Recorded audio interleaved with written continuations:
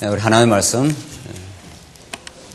신약성경 에베소서 5장 1절 말씀입니다.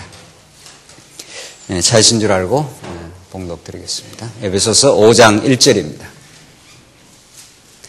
그러므로 사랑을 받은 자녀답게 하나님을 본받는 자가 되고 그리스도께서 우리를 사랑하시어 우리를 위해 자신을 향기로운 제물과 희생 제물로 하나님께 내어주신 것처럼 너희도 사랑 가운데서 행하여라. 음행과 모든 더러운 일은 더러운 일과 탐욕의 말은 너희 중에서 입 밖에도 내지 마라. 이것은 성도에게 합당한 일이다. 더러운 말과 어리석은 말과 희롱의 말은 마땅하지 않으니 오히려 감사의 말을 하여라. 우선 4절까지 봉독드렸습니다. 우리는 지금 신학부 시간 신학적인 주제를 가지고 사실은 공부를 할 수 있는데 아직은 조금 더 성경 자체의 맥락을 쫓아가면서 거기서 신학적인 주제를 끄집어내는 것이 여러분한테 유익하겠다 이렇게 판단되어서 지금 좀 짧은 성경, 긴 성경은 이제 줄기차게 시간을 가지고 해야 되니까 한 달에 2번씩 만나기 때문에 좀 짧은 성경을 압축하는 방식으로 여러분들이 그동안 다 배우신 말씀들이지만 좀 전체를 엮어내시고 여러분들의 그 사고방식이 되시고 진짜 내면적인 가치관으로 정착되어져가는 신앙적 혹은 신학적인 사고방식을 이 시간 짧은 1시간이지만은 여러분들이 말씀을 이렇게 들으시면서 이제 여러분이 스스로 이렇게 생각을 해 나가시고 스스로 말씀을 전체적으로 이렇게 묵상을 하시고 또 여러분 구체적인 삶의 현장에서 스스로가 자신에게 대입을 해 보시면서 우리가 얼마나 놀라운 은혜와 하나님의 주권적인 섭리 가운데 살아가고 있는지를 말씀과 더불어 그렇게 이제 자생적이고 자발적으로 그렇게 공부를 하시는 방향이 우리가 나아갈 방향입니다. 그래서 이제 아무 생각 없이 교회 왔다가 이렇게 말씀 듣고 가는 게 아니라 이미 에베소서가 딱 정해져 있기 때문에 여러분들 어디를 공부하고 오늘 이 본문은 에베소 전체 구조 속에서 어떻게 이해되어지는 게 합당한가, 더 나아가서 신약 성경 전체 속에서, 더 나아가서 성경 전체의 주제와 구조 속에서 어떻게 이 본문을 이해할 것인가 이런 것들을 여러분 스스로 많이 이제 생각하시고 이제 앞으로 어떤 형식이 되었든지 모임이 되시든지 스스로 토론하시고 그렇게 하시기 바랍니다. 어제 청년부가 9시부터 장장 한 9시, 아침 9시부터 한 9시, 저녁 9시 반까지 한 거의 12시간 넘어 고린도 전후서를 한 10명 정도가 나와서 발표를 하고 토론하고 정리하고 그런 시간을 가졌습니다. 그런 시간이 굉장히 중요한 거죠. 왜냐하면은 이렇게 한 시간은 어쩔 수 없이 전체 줄기를 다 잡아서 이렇게 오늘 본문을 들어가기는 시간이 너무 걸리기 때문에 또 단절되고 또 단절되고 이렇게 될 수밖에 없는데 한 12시간을 하루 종일 체력들도 좋아요. 12시간을 스트레이트로 나가서 점심 먹고 공부하고 또 저녁 먹고 또 공부하고 이렇게 해서 청년들이니까 그런 열정이 있는 거죠.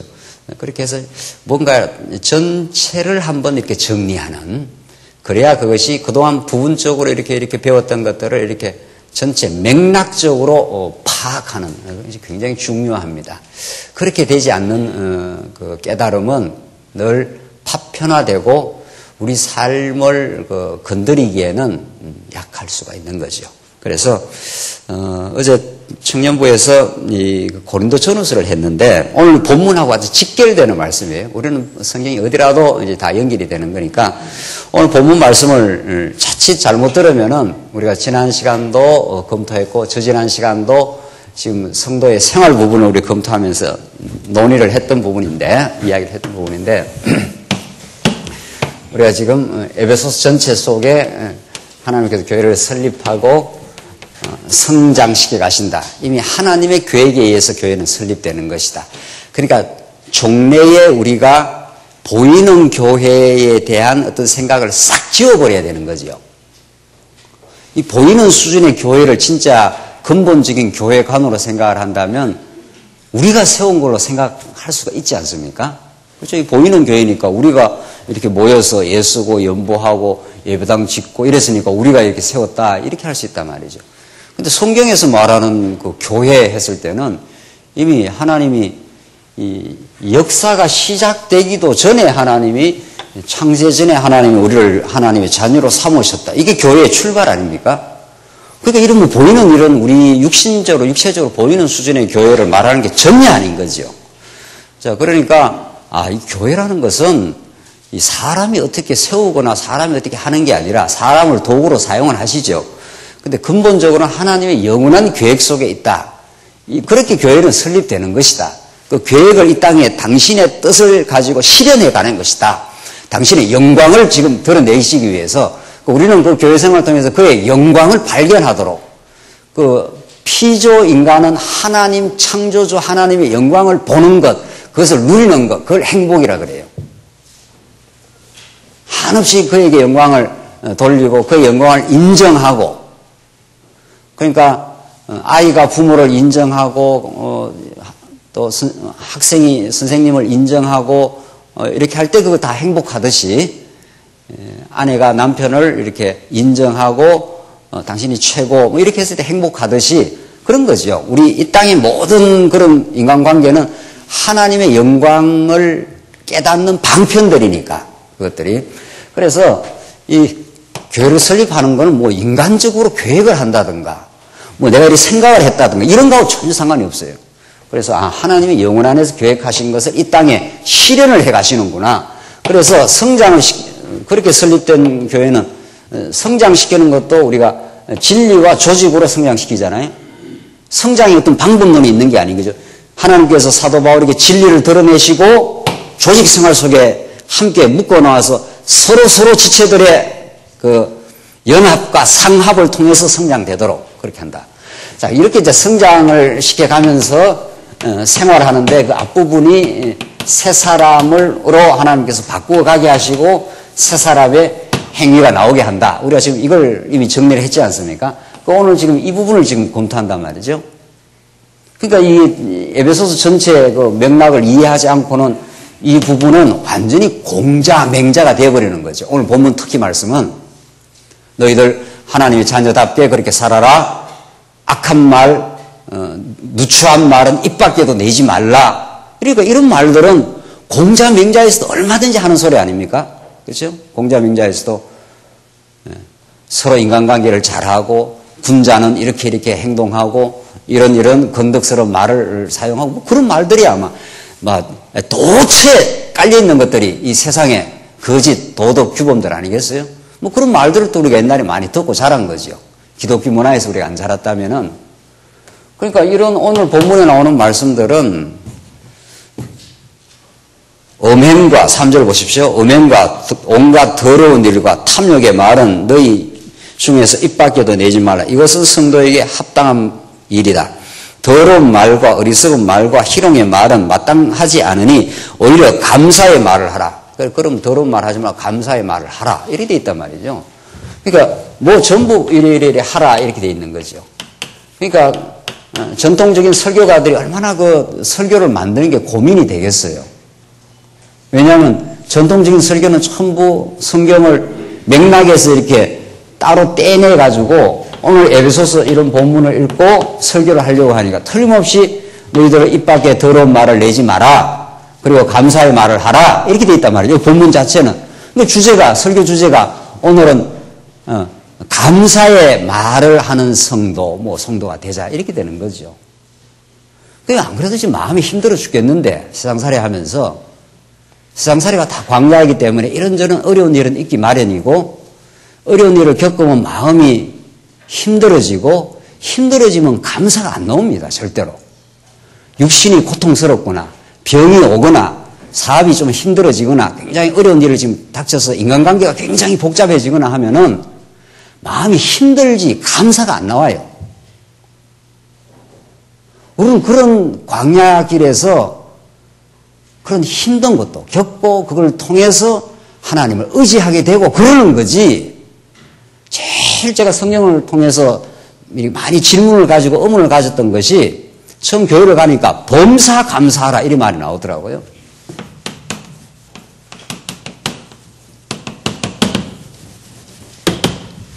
뭐 성경이 명백하게 나와 있고, 그러니까 그때는 처음 예수를 믿었을 때인데, 그때는 정말 뭐 기독교적인 진리 체계라든가, 기독교 세계관이라든가, 내 인생관에서 포괄적으로 정리가 되지 않았을 상태인데, 그냥 성경에 범사 감사가 있으니까, 성도님들 범사 감사하고 사는 것이 하나님의 뜻입니다. 이렇게 말하더라니까요. 그렇게 해야 되는가 보다. 그러니까 얼마나 실제 내 상태하고 강단에서 외쳐지는 어떤 규범적인 그 이야기하고 괴리가 심합니까? 실제 상태는 아직도 인생관도 제대로 정립이 안 돼 있고 그냥 직장이 되나 안 되나 하고 힘들고 뭐 이런 수준에서 살고 있는데 그냥 범사에 감사를 하라니까 참 이런 말들은 어려운 말이다. 성경에서 참 어떻게 범사에 감사를 하고 사나 그런 고민이 당장 생기는 거란 말이죠. 이런 말들을 어떻게 이해해야 됩니까? 여러분들 어떻게 이제 잘 정리하려 하셨으리라고 보는데 이미 이 말씀운동에 뭐 하루 이틀 온 게 아니잖아요. 그래서 성경을 하루 이틀 배운 게 아니니까 이런 말들이 턱턱 걸리는 거죠. 큰 바위 덩어리처럼 이렇게 다가오는 거죠. 턱턱 걸려요. 성경 읽다 보면 아이쿠 이거 우리 어떻게 하라는 이야기야. 범사 감사라는 거는 범사니까 우리 하루에 일주일 동안 한 100가지 일을 경험했다면 뭐 100가지만 경험하겠어요? 일주일 동안? 수백 가지를 경험할 수가 있죠. 나가서 사람 만나고 부대 끼고 직장 상사한테 후살이 묻고 뭐 이것저것 뭐 해서 오만 일들을 지금 겪어가면서 고단한 광야길을 걸어가는데 그걸 겪을 때마다 범사니까 백사든 천사든 만사든 범사에 뭐 하라는 거예요? 감사라는 건데 실제로는 어떨 때는 이렇게 말씀 듣고 깨달을 때는 감사할 때가 있죠, 물론. 근데 이제 실제 생활 속에서는 감사하기는 힘든 상황이 많단 말이죠. 여기는 천국을 사시니까 실감이 잘 안 나시는가 봐요. 뭐 천국적 삶을 사시니까. 아닌 게 참 많은데 이렇게 성경에는 이렇게 하라 이렇게 돼 있으니까 괴리를 느끼잖아요. 내 마음은 감사하기가 힘들어. 지금 힘든데 뭘 감사를 해요. 힘든데 어떤 일이 막 무거운 짐을 지고 끙끙끙끙 이렇게 가고 있는 중에 감사하다 이렇게 나오냐 말이죠. 실제는 잘 안 나와요. 힘들고 또 갈등을 겪으면 마음이 괴롭고 세상 짐들이 다 만만치 않고 그러니까 아프면 힘들지 뭐 감사를 해요. 아프면 힘들지. 몸이 많이 아픈데 막 감사하다 이렇게 하느냐 말이죠. 이거는 범사에 감사라 했으니까 범사 감사니까 범사에 감사를 하려면 감사하다 해야 되잖아요. 막 몸이 막 온몸이 아프고 막 지금 힘든데도 몸이 아프면 감사가 잘 안 나와요. 안 나오는 게 아니라 짜증이 나오죠. 짜증이 나오다 못해 괜히 누가 원망스러워요. 이 인간을 내가 잘못 만나가지고 뭐 이렇게 나가든가 뭔 자꾸 이렇게 자기가 힘들면 어디다가 그 힘든 걸 던지고 싶은 거예요. 그건 눈에 걸리는 대로 던져요. 앞에 누가 걸리는 대로 던져요. 자식이 걸리면 자식한테, 남편이 걸리면 남편한테, 목사가 걸리면 목사한테 이제 힘드니까 누구한테 이걸 던지고 싶은 거죠. 그래서 그 원망이라는 거 그렇게 나오는 겁니다. 그런데 어떻게 범사에 감사를 하나요? 오늘 이런 말들도 참 어려운 말이에요. 더러운 말과 그 어리석은 말과 희롱의 말은 마땅하지 않으니 마땅하지 않다고 그랬잖아요. 꼭 마땅 이게 규범이거든요. 반드시 당연히 이렇게 해야 된다는 것으로 들리잖아요. 오히려 감사의 말을 하여라. 뭐 여기 이 본문은 그냥 감사의 말을 하여야 되지만 데살로니가 전후서 가면은 그냥 감사 정도가 아니라 범사에 감사라 이렇게 돼 있으니까 턱턱 걸리는 거죠. 이 말씀이. 아이고 힘들어 이걸 도대체 어떻게 하라는 거야. 이제 과거는 그렇게 됐단 말이죠. 이제는 여러분들이 이제 이 말씀을 정리하고 있지 않나요? 사실은 어떻게 정리하고 계시는지는 점검을 해봐야 되겠지만은 그렇잖아요. 그래서 이런 말들이 참 어려운 말이고 특별히 우리가 에베소서를 이렇게 지금 해오면서 지금 이 부분에 와 있어요. 마지막 부분에 이 부분을 어떻게 이해를 해야 진짜 자유를 누린단 말이죠. 이게 진리 아닙니까? 이 진리라는 것은 총체적으로 정리된 걸 진리라 그러지 이렇게 부분으로 이렇게 띄낸 걸 진리라 그러지 않는다는 거죠. 우리 성경신학적 진리관은 혹은 성경적 진리관은 성경 66권 전체가 하나의 진리다 이렇게 말하지 특히 에베소서 이것도 한 권 전체가 진리라고 말하지 이거 이렇게 뚝 따로 띄내가지고 이게 감사하라 했으니까 성도님들 감사의 삶을 사셔야 됩니다. 이렇게 감사하고 저렇게 감사해야 됩니다. 이러면 오히려 일주일 동안 내내 아파서 힘들었거나 여러 가지 힘든 일을 겪은 사람은 확 이렇게 부담이 되는 거죠. 나는 힘들었는데 자꾸 강단에서는 감사하라 하네. 감사하라 한다고. 지금 힘들어 죽겠는데 말이죠. 그게 이게 안 와닿는 거예요. 그러니까 자꾸 위선이 나오는 거예요. 실제로는 마음에 감사하는 마음도 없고 힘든 내용들이 많고 원망스러운 게 많은데 자꾸 감사하니까 원망과 감사는 극과 극 아닙니까? 감사가 여기 있다면 원망은 이쪽에 있는 건데 딱 극과 극이 딱 충돌하는 거죠. 아, 이거 성경대로 못 사는 거구나. 이렇게 되는 거죠. 이거 뭐 괜히 뭐 성경 앞에서 주일날 한번 와서 말씀 듣는 거지.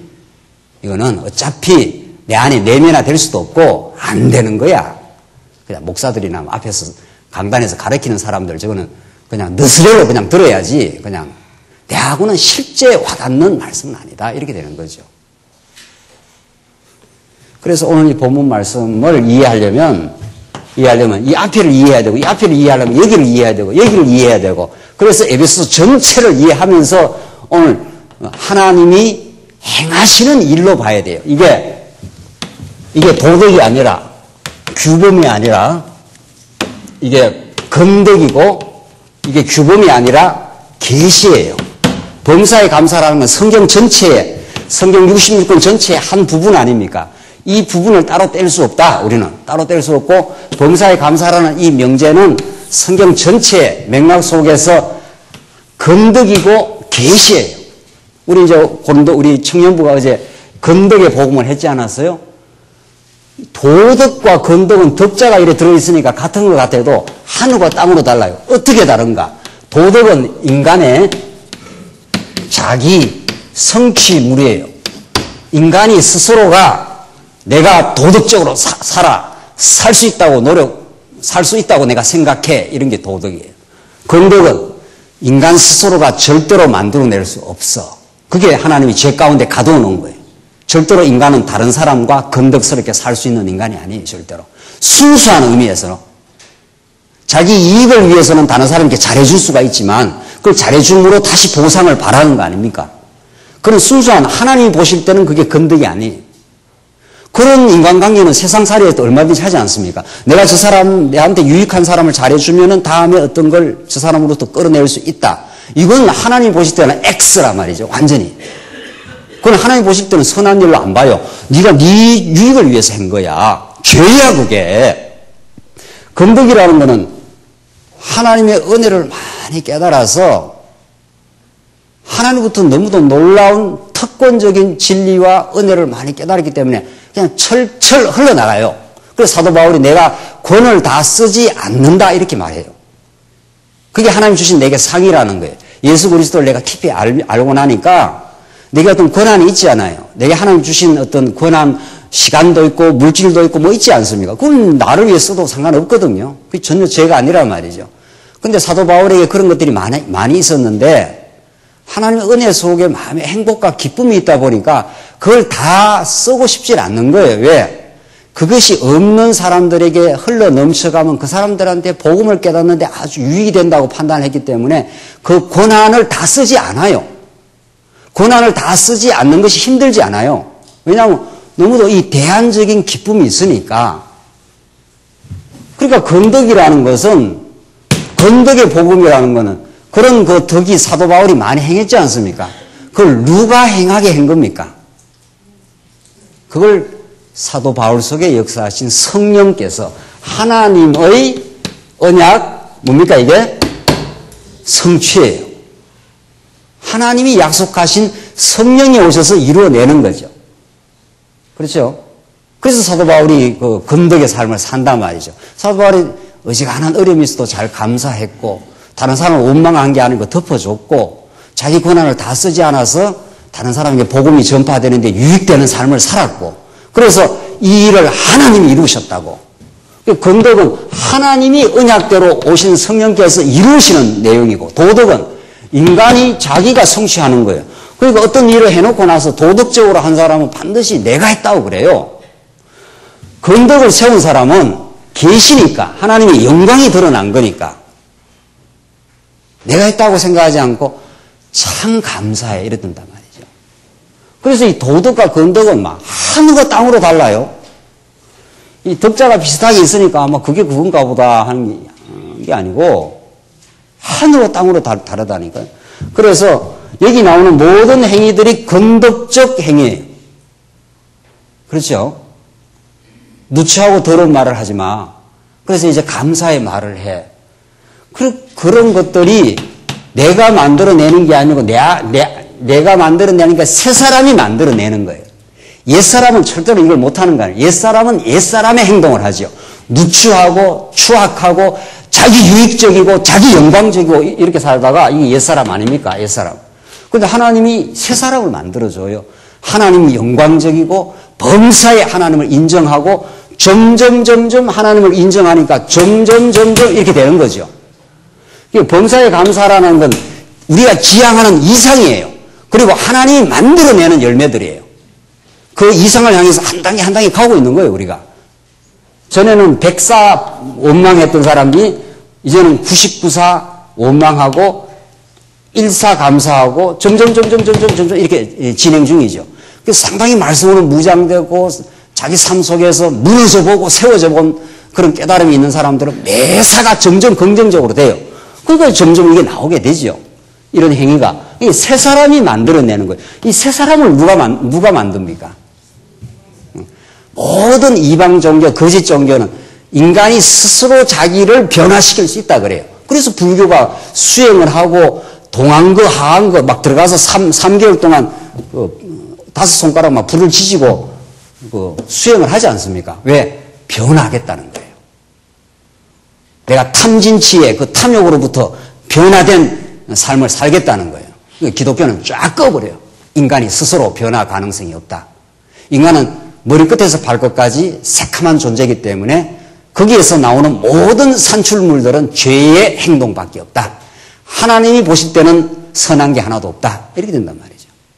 그러니까 당연히 진리와 그리스도 안에 조직이 우리를 새 사람을 만드는 거 아니에요. 진리와 그리스도 안에 신령한 조직이 자꾸 내 새 사람을 만들어줘요. 그렇게 새 사람을 만들려고 창세전에 예정을 했대요.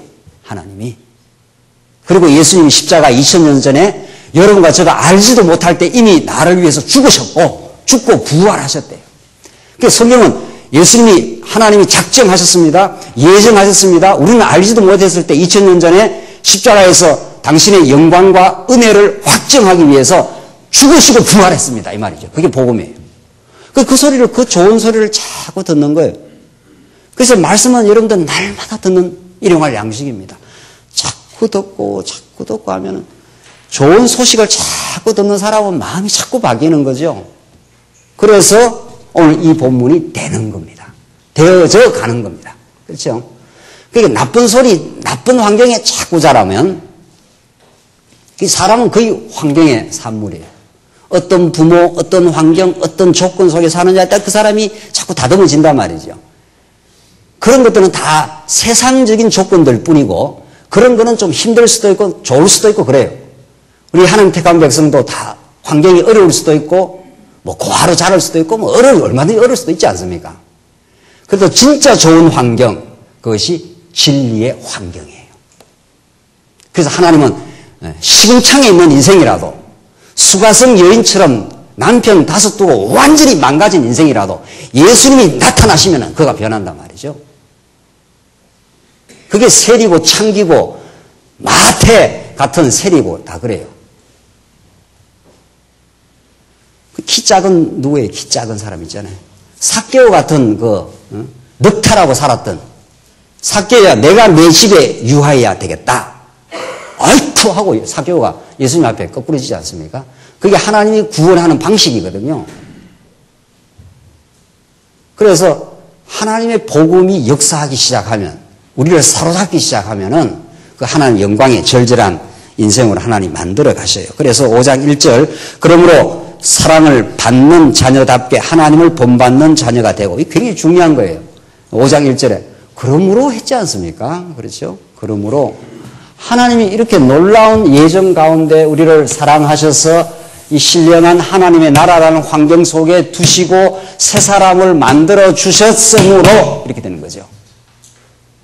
그러니까 여기에서 막 이게 이 앞에가 진리인데 이 진리의 폭포수 같은 말씀이 철철 우리를 자꾸 흠뻑 적시면은 그 놀라운 은혜와 용서의 복음이 자꾸 우리를 마음을 적시면 그렇게 사람이 부드러워져요. 그렇게 악한 마음을 가지고 다른 사람은 끝까지 원망하고 끝까지 복수하고 그러겠냐 말이죠. 아이고, 그 사람도 힘들어서 그랬겠지. 지나고 나니까 다 너나 할 것 없이 다 미숙했어. 이제 보니까 그것도 하나님의 내 본래의 모습을 깨닫게 하는 하나님의 놀라운 은혜의 역사였어. 지나고 나니. 이제 정말 하나님의 은혜 속에 이렇게 살게 되면 너무도 놀라워. 이러는 거죠. 지난 모든 역사를 그렇게 이제 긍정적이고 따뜻하게 해석을 하는 거죠. 왜? 우리가 놀라운 하나님의 은혜의 손길 속에 들어와 있으니까. 막 가슴 속에다가 칼을 품고 그 사람만은 결코 내가 용서할 수 없어. 이런 사람이 없어져요. 점점. 그 사람인들 그렇게 하려고 그랬겠어요. 그 사람도 하나님의 은혜가 임하지 않으니까 어쩔 수 없이 힘들게 살아왔던 인생이라서 그렇다. 그래서 우리 지난 시간에 그 바로 앞에 5장 바로 앞에 그 32절이 서로 친절하고 인자하게 대하며 하나님께서 그리스도 안에서 너희를 용서하신 것 같이 서로 용서하여라. 나오지 않습니까? 이 놀라운 복음이에요. 그래서 용서하지 못하는 그런 마음들이 자꾸 이렇게 녹아내리잖아요. 그래야 자기 안에 평화가 이루어지는 거죠. 평화는 어디 딴 데 이루어지는 게 아니고 자기 안에 내면 속에서 막 그렇게 미워지고 원망했던 대상들을 하나님의 눈으로 바라보고 이해하고 내 가슴 속에서 흘러보내줌으로 이제 해방시켜줌으로 내가 평화를 얻는 거죠. 그렇잖아요? 내가 평화를 얻은 즉 다 평화로운 눈으로 세상을 따뜻하게 보는 시선이 열리는 거죠. 우리가. 그래서 그러므로 이런 뜻입니다. 5장 1절이. 그렇잖아요? 그래서 하나님 말씀 안에서 자기 평화를 드디어 하나님과의 평화를 누리면서 자기 평안을 얻게 돼요. 우리가.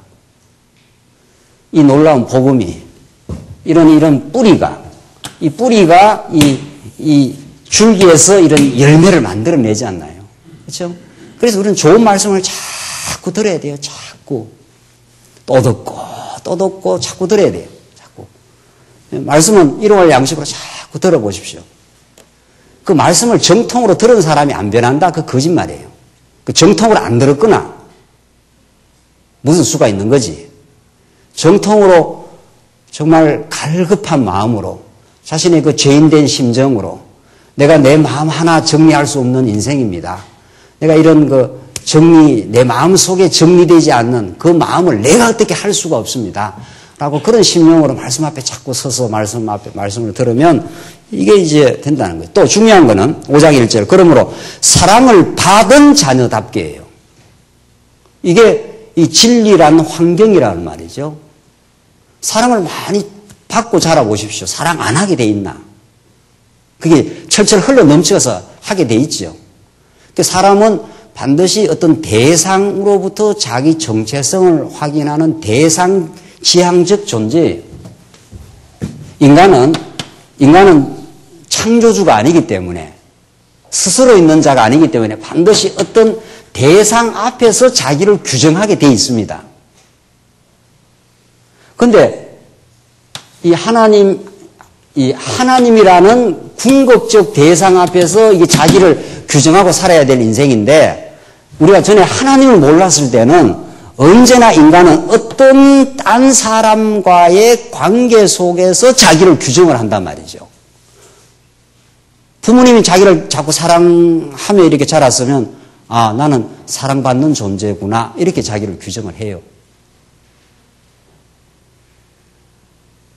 근데 부모님으로부터 충분한 사랑을 못 받고 자랐으면 자기가 좀 힘들게 느껴져요. 틀림없어요. 선생님으로부터 인정을 받고 사랑을 받으면 내가 제자로서 자신감이 생겨요. 선생님 앞에 아주 자신감이 생기고 선생님 이건 어떻게 되지요? 이렇게 질문을 잘 해요. 질문을 잘하는 학생이 된단 말이죠. 그런데 선생님이 인정을 안 해주면 그럼 질문도 못 해요. 선생님 앞에. 손도 잘 못 들어. 선생님 이렇게 못 한단 말이죠. 왜냐하면 그 선생님에 의해서 자기를 규정하기 때문에 그렇습니다. 그래서 여러분과 제가 현상적으로 말해서 누구를 만나느냐는 굉장히 중요해요. 그런데 진짜 중요한 거는 근데 우리가 만나는 모든 대상들이 그렇게 완전하지 않아요. 정확하게 말하면 다 죄인들이에요. 뭐 좀 잘해주다가도 수틀리면 엉뚱한 수가 나와요. 그러니까 자아 정체성의 혼란이 오는 거죠.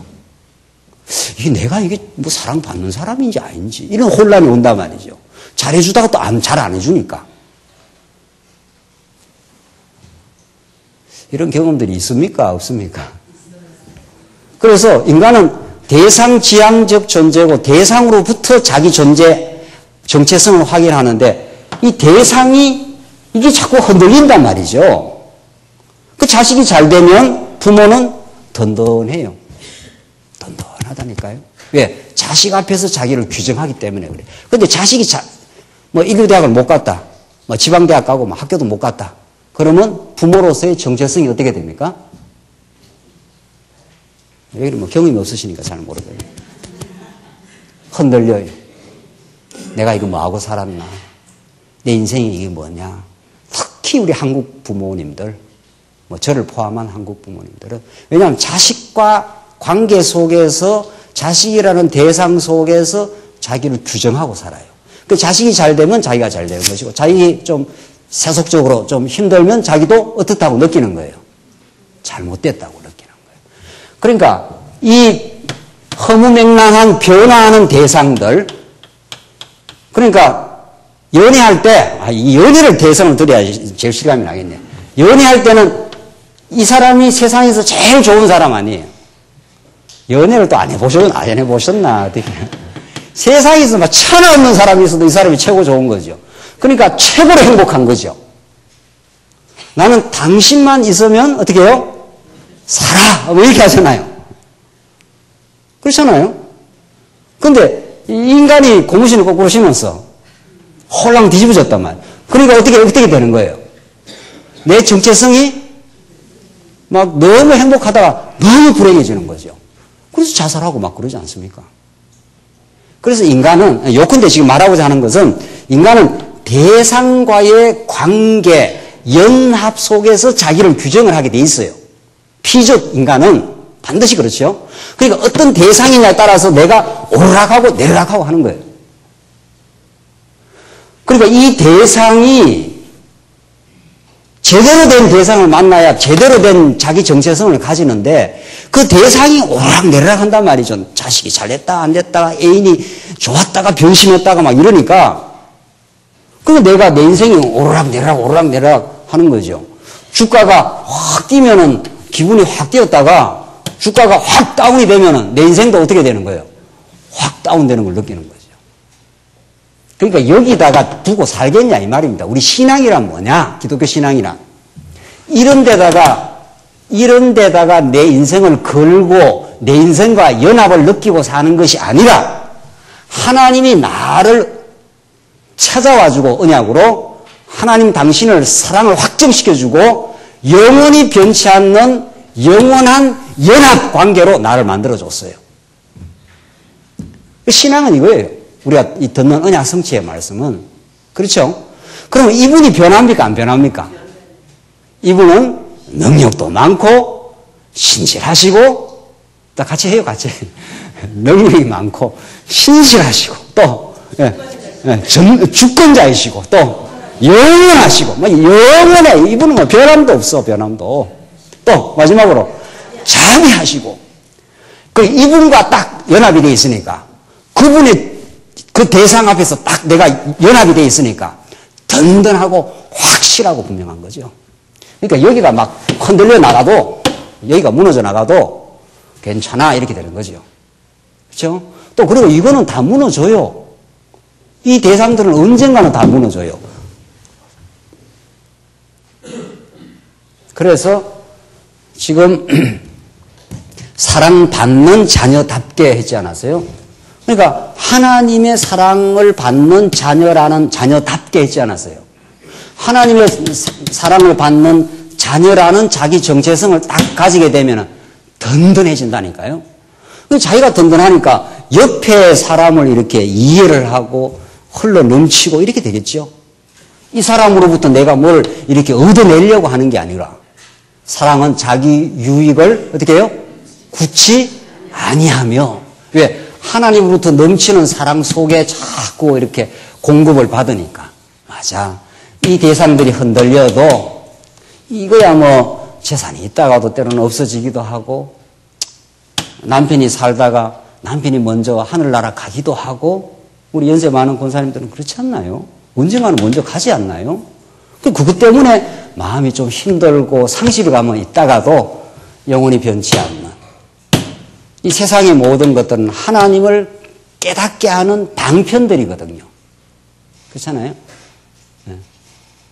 그래서 오히려 하나님께서 여기에 있던 것들을 하나하나 이렇게 제거시켜 갈 때마다 이분이 얼마나 영원한 분이신가 그걸 깨닫지. 그래서 사랑을 받은 자녀답게 그 말이 그 말이에요. 이 말이 하나님과의 관계 속에서 하나님과 연합을 누리는 그 사람은 참 마음에 기쁨이 있기 때문에 하나님을 본받는 자가 되고 당연히 이쪽으로부터 많은 은혜를 경험하면은 당연히 사람은 자기가 사랑하고 존경하는 사람을 닮게 돼 있어요. 반드시 그렇게 돼 있어요. 인간은 자기가 참 좋아하는 사람의 그 행동도 따라 하려고 그래요. 수학 선생님이 이렇게 자기를 사랑하고 그러면 그 수학을 좋아한다는 거 아니에요. 그러니까 예수 믿고 변화하는 건 너무도 자연스러운 거예요. 예수님이 어떻게 하셨는가. 예수님이 3번이나 베드로를 용서하신 거 나오잖아요.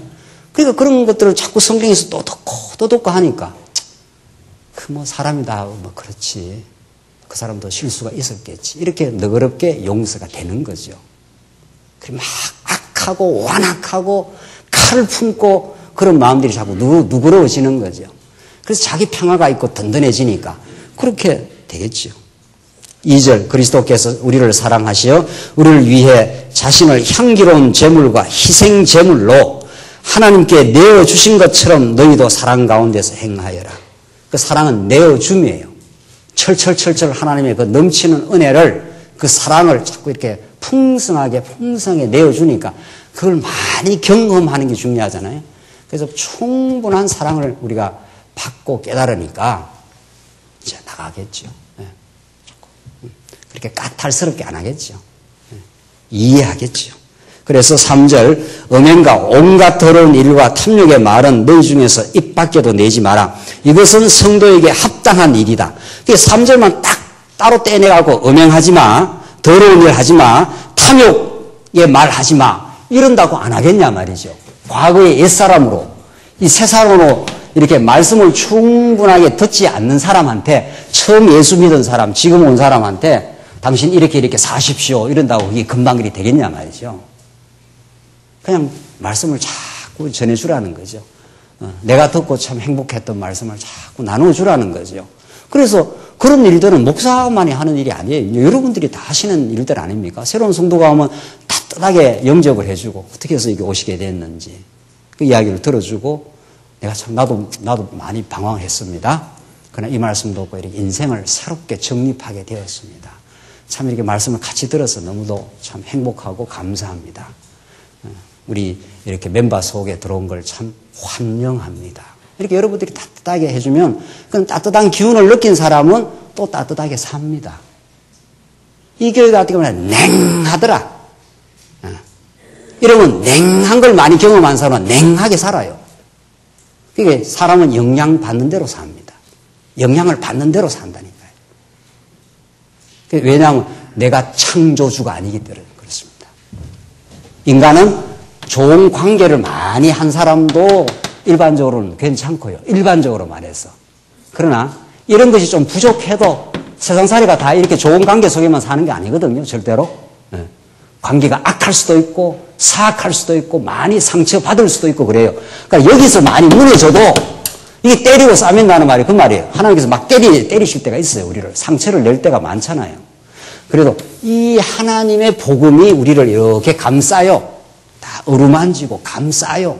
그러니까 세상살이에서 많이 상처를 겪었어도 이 복음이 우리를 감싸기 때문에 그 따뜻함이 흘러나가는 거죠.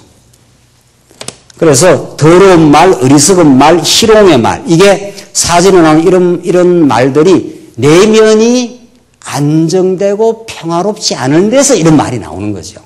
자기 내면이 막 원망스러운 게 많다 말이죠. 불평스러운 게 많다. 그러니까 더러운 말이 막 나가는 거지. 자기 내면이 안정되고 평화로워 보십시오. 그 말이 나가겠어요. 다른 이런 말들이. 희롱의 말. 그 사람들이 모이면 그렇습니다. 사람들이 이 진리가 없는 사람들이 모이면 남을 자꾸 희롱을 하면서 즐거워해요. 그 아주 사악한 즐거움입니다. 그리고 그 사람들한테 안 좋은 겁니다. 그게 건강에도. 남을 이렇게 희롱하고 비꼬고 하면서 팍 이렇게 웃고 그러지 않습니까? 그 악한 기류가 돌아서 그래요. 악한 기류가 돌면 남을 이렇게 희롱을 해요. 비꼬고 말이죠. 그 비꼬는 말은 자기 내면이 이렇게 뒤틀어져 있으니까 비꼬는 거지. 내면이 이렇게 가지런한 사람이 왜 비꼬겠어요? 희롱을 왜 하겠냐 말이죠. 그래서 절대로 사람이 변하지 않으면 말이 안 변합니다. 그러니까 이 행동 자체를 강조할 게 아니라 사람이 어떻게 따뜻해지고 변화해 가는가. 얼마나 내면이 평화롭고 감사가 넘치는가. 하나님을 얼마나 깨달아 가느냐. 이 말 아닙니까? 그러니까. 논리는 간단해요, 사실은. 뭐, 기독교가 그렇게 복잡하고 어렵겠어요. 하나님이 얼마나 영광스럽고, 얼마나 능력 많으시고, 얼마나 자비하신가를 깨달으면 그 따뜻한 온기를 많이 받으니까. 그러니까 교회 와서 말씀을 많이 듣고, 또 뭐 집에서도 인터넷을 듣든지, 또 좋은, 이렇게, 장로님들이나 권사님들이나 좋은 신앙의 선진들로부터 좋은 관계를 많이 해보십시오. 그럼 그 사람 변하지 안 변하겠어요, 그 사람. 그래서 우리 자녀들이 그런 따뜻한 훈기를 교회 가서 느끼면서 자란다는 거죠. 그 말로 되는 게 아닙니다. 너무 교회에서 똑똑하면 그거 재수 없어요. 그런 거 재수 없다 그래요. 따지고 똑똑하면 딴 거 그거 재수 없는 거예요, 그거.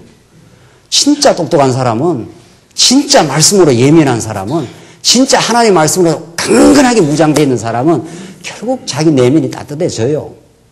그렇잖아요? 그래서 이렇게 많이 이해하게 되고 많이 사랑하게 돼요. 그래서 자기가 행복합니다. 자기가 행복하지 않는 복음을 어디다가 전하겠어요? 제가 지난 교회에 있을 때 말이죠. 광야에 있을 때. 그때 뭐 들어 일본 뭐 중국 이렇게 선교를 하게 됐어요. 아, 우리가 행복하지 않는 이 복음을 어디다 가서 선교를 하겠느냐고. 제가 그렇게 외친 적이 있어요. 우리가 행복하고 즐거워야 어디 가서 선교를 할 거 아니겠어요? 이렇게 들으니까 이렇게 좋습니다. 이렇게 내가 용서하는 마음이 생겼습니다. 이게 하나님 나라거든요. 용서라는 게. 와, 이게 내가 용서가 안 되던 게 용서가 된단 말이지, 세상에. 이거야말로 기적을 내가 경험했다. 우리는 예수 안에 산다는 것, 진리 안에 산다는 건 기적을 경험하고 사는 거예요. 절대로 내가 용서가 안 되던 사람이 이해가 되어졌다, 이제. 그런 복음을 중국 가서도, 그런 복음을 일본 가서도 전해야 되지 않겠나요? 왜? 왜냐하면 그 사람들도 용서가 안 되고 이해가 안 돼서 지금 괴로워하거든요. 세상 어디 가도 막 미움의 칼을 갈고 지금 살거든요, 사람들이. 다. 그러니까 미움의 칼을 갈고 살고 있으니까 마음이 행복할 리가 있나요? 그래서 그 사람에게 복음이 필요한 거예요. 누구한테라도 복음이 필요한 거예요. 그래서 우리가 이거 듣고 행복하고 즐거운 말씀일 때 우리는 비로소 전파하고자 하는 강렬한 욕구가 나오는 거죠. 그래서 사도 바울이 죽인다 해도 가지 않나요? 죽여, 나를 죽이라. 내가 이 영생의 복음을 들었어. 그래서 내가 로마도 보아야 하고 예루살렘도 가야 하리라. 뭐 사도 하나님께서 사도 바울을 막 밀어붙이는 거죠. 그 밀어붙인다는 게 뭐 억지로 가게 했다는 게 아니라 하나님의 사랑이 나를 강권했다 그래요. 그래서 5절 보면 너희는 이것을 분명히 알라. 음행하는 자나 더러운 일을 행하는 자나 탐심을 품은 자 곧 우상 숭배자는 다 그리스도와 하나님 나라에서 유업을 얻을 수 없다. 우리 이게 옛사람이죠. 옛사람은 당연히 유업을 못 얻죠. 우리는 새사람 하나님의 자녀가 되어서 천국 유업을 얻는 거니까. 6절 아무도 헛된 말들로 너희를 속이지 못하게 하리라. 이것들 때문에 하나님의 진노가 불순종의 아들들에게 임한다. 그러므로 너희는 그들에게 동참하는 자들이 되지 마라. 그러니까 전에는 거기에 다 동참하고 우리도 살았는데 이제 진리 안에 빛 가운데 오다 보니까 그런 사람들로부터 우리는 이제 전진된 이제 구별된 삶으로 살아간다. 8절로 14절 보면은 이제 빛의 자녀답게 살게 한다는 것인데 똑같은 맥락이에요. 8절 너희가 전에는 어두움이었으나 이제는 주님 안에서 빛이다. 빛의 자녀들답게 행하여라. 그러니까 이건 너무 쉬운 거예요. 복음은 그래서 가벼운 몽이에요. 여기가 빛 아닙니까? 이게 하나님이 빛이신 분 아닙니까? 전에는 우리가 어두움이었으니까 이게 세상에 여기도 어두움이고 여기도 세상은 다 어두움인데 이 빛 대신 분, 빛 대신 생명 대신 예수 그리스도의 말씀을 자꾸 공급을 받으니까 여기가 태양 아닙니까? 태양.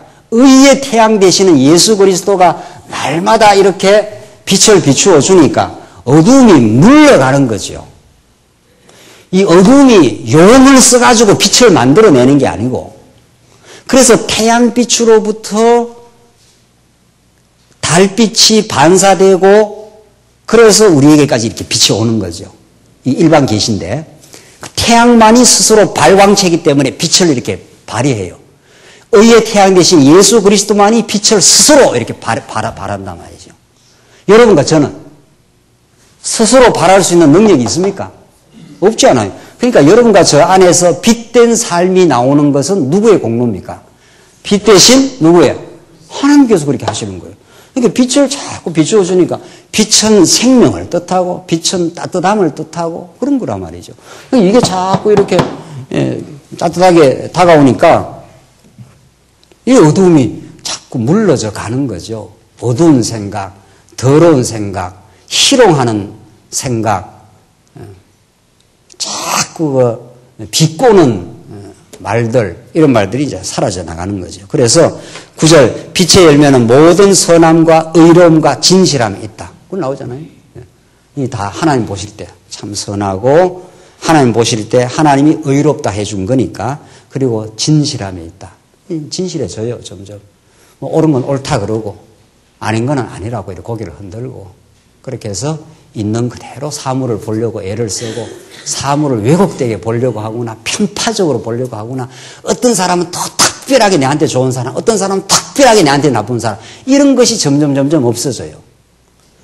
왜 그런가 하면은 주 안에 우리가 한 몸 아니에요. 그러니까 이 손은 내한테 이 발이 말하기를 이 손은 내한테 특별히 좋고 이 손은 내한테 특별히 나빠. 이 몸이 그렇게 돼 있습니까? 그렇게 안 되겠죠. 이 발 입장에서 이 손이나 이 손이 다 그냥 하나로 연결되기 때문에 다 의미 있고 필요하고 좋은 거죠. 그냥 좀 가까이 있을 수는 있어요. 우리가 이렇게 교회 생활을 하다 보면 어떤 구역별로 좀 가까이 있는 지체가 있을 수는 있죠. 그런데 이 가까이서 교제 생활하는 게 나쁜 건 아니에요. 뭐 교회 근처에 가까이 앉을 수도 있고 같은 구역 같은 수도 있고 연령층이 좀 비슷하기 때문에 같이 교제할 수도 있어요. 그러나 아닌 사람들에 대해서 특별히 배타적이거나 이렇게 그렇게 않게 되겠죠. 여기는 여기대로 의미가 있지만 여기는 여기대로 의미가 있는 거니까 이 발한테는 이 팔도 다 중요한 거죠. 우리 모두가 다 중요하죠. 우리 하나의 몸을 이루고 하나의 나라를 이루어 가는데 그러니까 막 까다롭질 않아요. 덜. 그냥 이 사람도 귀한 하나님의 자녀로 저 사람도 귀한 하나님의 자녀로 보면서 자기의 교제의 폭이 참 너그러워져요. 넓어져요. 그게 성숙이라 그래요. 어린아이일수록 편파적이에요. 자기가 좋아하는 사람, 나빠하는 사람이 딱 구별이 돼요. 그래서 좋아하는 사람 몇 사람만 사귀어요. 그 어린아이라 그래요. 성장하는 사람은 그렇지 않아요. 성장하는 사람, 이 사람대로 은사가 있고 저 사람대로 또 은사가 있는 거예요. 우리 모두는 지체로서 하나님이 부여하신 은사가 없는 사람이 없어요. 그리고 우리 모두는 하나님이 만들어 놓은 가시와 약점 없는 사람이 없어요. 그래서 우리는 성숙해져 가는 겁니다. 저 사람은 저런 하나님 좋은 은사가 있는데 하나님 안 붙들으시면 저런 약점과 문제를 드러낼 수밖에 없어. 그리고 이해를 하는 거죠. 그렇죠? 그래서 우리 모두가 그래서 두루두루 하나님 나라를 누리면서 정말 이 교회에 오면은 그런 걸 느낀다. 정말. 그래서 진실해져요.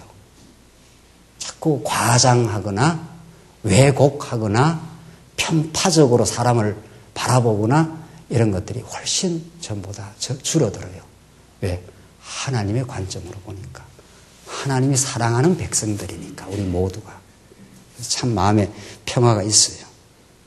그래서 10절 주님을 기쁘시게 할 것이 무엇인지 분별하도록 하라. 하나님 기뻐하시는 일이 무엇일까? 하나님이 내게 좋은 은사를 주셨는데 이 은사를 통해서 이 땅에 하나님 나라를 이루어가고 이 놀라운 진리를 지켜가는 일이 무엇일까? 늘 그런 기도하는 삶이 되겠죠. 그래서 그런 기도가 절실해지면 실제 살아가요. 살지 마라 해도 살아가요. 새 사람으로서의 간절한 기도가 있어요. 하나님 날 이렇게 붙들어 주시고 이 시대에 이 놀라운 진리를 깨닫게 하셨사오니 내 남은 삶은 진리에 붙들려 살게 하시옵소서. 이제 무엇을 하든지 당신의 영광을 위해서 살게 하시옵소서. 하나님 교회를 이렇게 놀라운 교회를 베풀어 주셔서 우리 많은 성도들과 교제하며 살 수 있게 해서 너무도 감사합니다.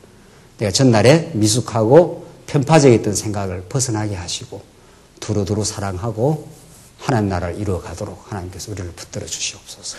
이렇게 그것이 하나님이 기뻐하신 일이에요. 아버지가 부모가 자녀들 몇이 되면 하나를 왕따시키고 두 사람만 막내를 왕따시키고 큰 형과 작은 형이 잘 살면 부모가 굉장히 괴로운 겁니다. 굉장히 괴로운 겁니다. 그러지 마. 동생 왕따시키지 마. 동생이 더 힘들잖아. 같이 잘 살아. 그게 부모가 기뻐하는 뜻 아니겠어요? 하나님 나라가 그런 거 아니겠어요? 하나님 나라가 복잡하고 어렵지 않습니다. 복음의 순수한 본질을 여러분과 제가 잘 깨달으면 어떻게 교회 생활을 하는 것이 참 폭넓고 성숙해가는 방향인가를 우리는 분명히 알 수 있습니다. 이 진리 안에 승리하시길 바랍니다. 기도하십시다. 자비하신 하나님 아버지 은혜를 감사합니다. 우리가 진리를 들었습니다. 아직 이 진리가 우리 속에 내면화되지 않는 부분도 많고 우리가 아직도 깊이 진리를 깨닫지 못한 부분이 있었습니다. 주께서 우리를 긍휼히 보시고 우리를 더 진리 안에 성장케 하시옵소서. 정말 하나님의 진리가 이 시대에 우리들에게 이렇게 들려주시는데 우리 안에 기쁨과 평화와 용서가 없이 어떻게 이 복음을 전하겠습니까? 하나님 우리를 변화시켜 주시고 우리가 정말 하나님 나라를 이 교회 생활을 통해서 먼저 깨닫고 누리게 하시옵소서. 이 복음 없어서 얼마나 많은 한국교회 영혼들이 세계교회 영혼들이 갈등하고 방황하는지 모릅니다.